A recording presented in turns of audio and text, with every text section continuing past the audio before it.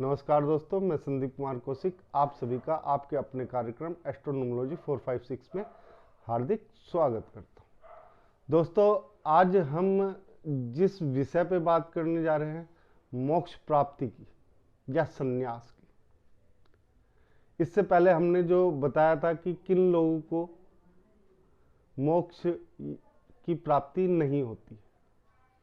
आज हम अपनी इस दूसरी वीडियो में ये बताने जा रहे हैं कि किन व्यक्तियों को मोक्ष की प्राप्ति हो जाती है और किन व्यक्तियों को संन्यास मिलता है। ये बहुत ही बारीक अंतर है इन दोनों के बीच में, लेकिन जैसा कि आपको मालूम है, संन्यास जो होता है वो घर से दूर चले जाता है, व्यक्ति संसार की चीजों को छोड़ देता है। लेकिन मोक्ष के लिए ऐसा कुछ नहीं है। आप अपने अच्छे कर्म करते रहिए, परमात्मा में लीन रहिए, तो आपको मोक्ष मिल सकता है।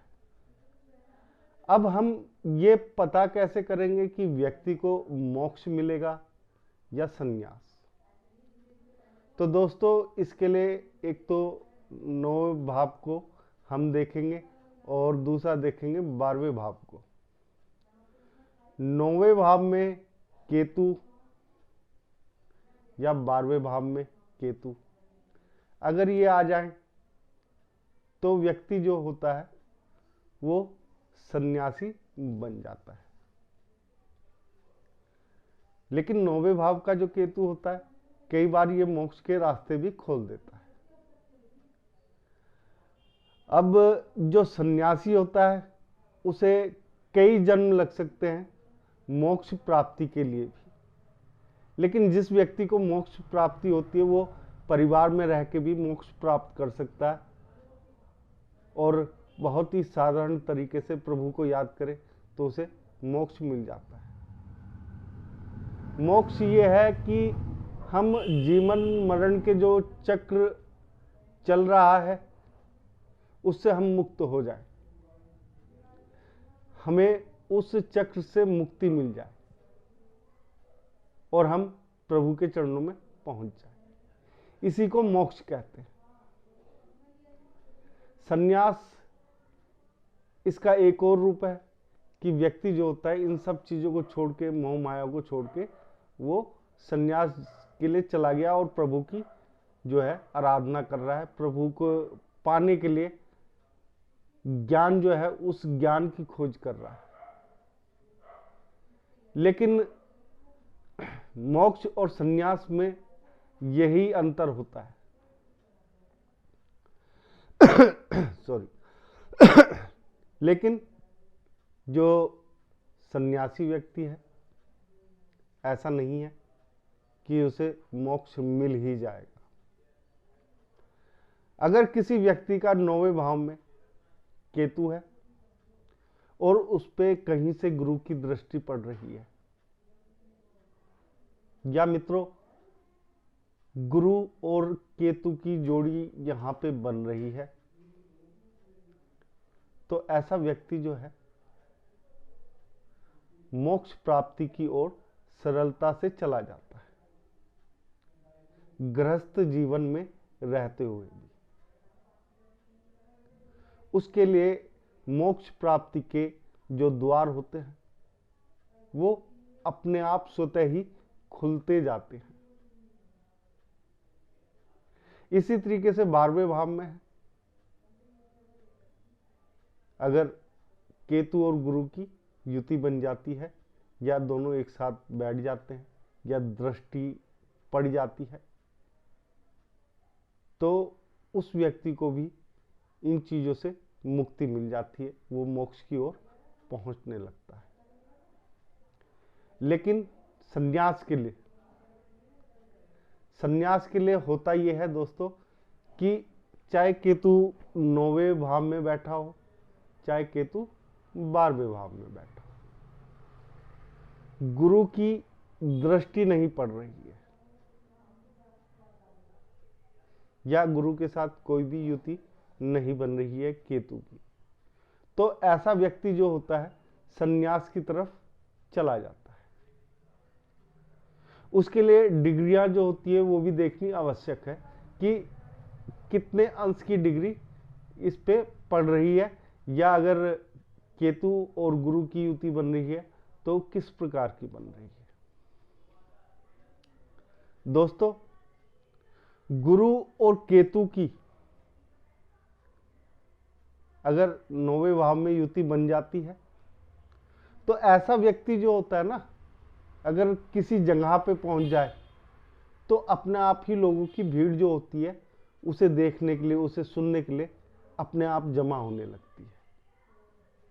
ये इतना प्रभावशाली घर होता है मोक्ष प्राप्ति का। उस व्यक्ति को सुनने के लिए या उसे देखने के लिए भीड़ लग जाना एक आम बात है। ऐसे वैसे बहुत सारे उदाहरण हैं, लेकिन हम उदाहरणों पे नहीं जा रहे हैं। हम खाली इसी चीज पे जा रहे हैं कि मोक्ष प्राप्ति या जो संन्यास है वो किन व्यक्ति को आसानी से मिल जाता है और किन व्यक्ति को नहीं मिल पाता है।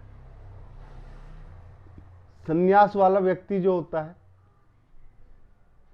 अगर उस पे मान लिया यहाँ पे केतु है 12वें भाव में या 9वें भाव में है, अगर केतु के ऊपर सूर्य की दृष्टि पड़ जाए तो ऐसा व्यक्ति जो है अपने लक्ष्य की प्राप्ति के लिए और भी ज्यादा उग्र रूप धारण कर लेता है।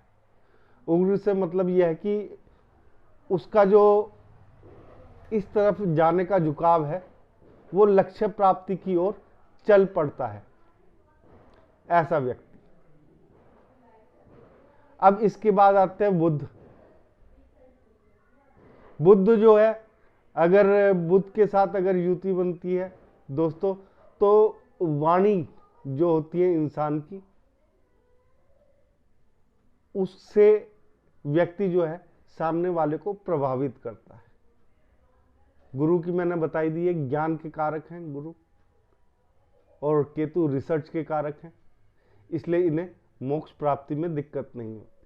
चंद्रमा के साथ अगर बन जाए ऐसे में तो मन जो है विचलित रहेगा हमेशा।